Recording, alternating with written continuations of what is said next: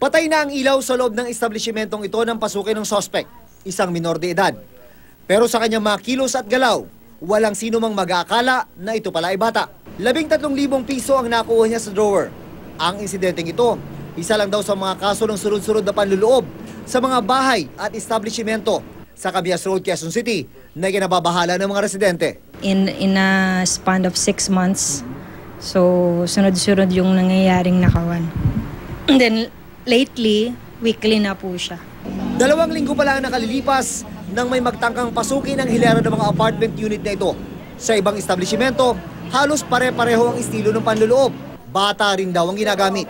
Habang binubukaka nila yan, tapos nabukaka na, kabila, babaluktutin nila yan. Pagkabaluktot, bubukakain. Saka susuot yung bata.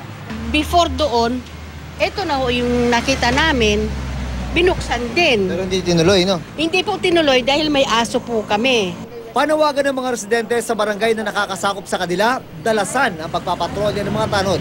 Depensa ng barangay West Cabias, kapos sila sa tauhan. 6 lang daw ang tanod sa umaga at 6 din sa gabi. Alam naman po natin na ang mga masamang elemento, ang inaabangan lang yan yung pagdaan ng tanod. Tapos, kaya nga po ako personally, nasabi ko sa mga tao, magtulungan tayo.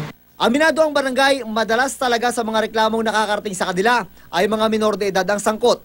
Taliraw ang kanilang kamay dahil sa batas na nagpoprotekta sa mga minor de edad na nasasangkot sa krimen.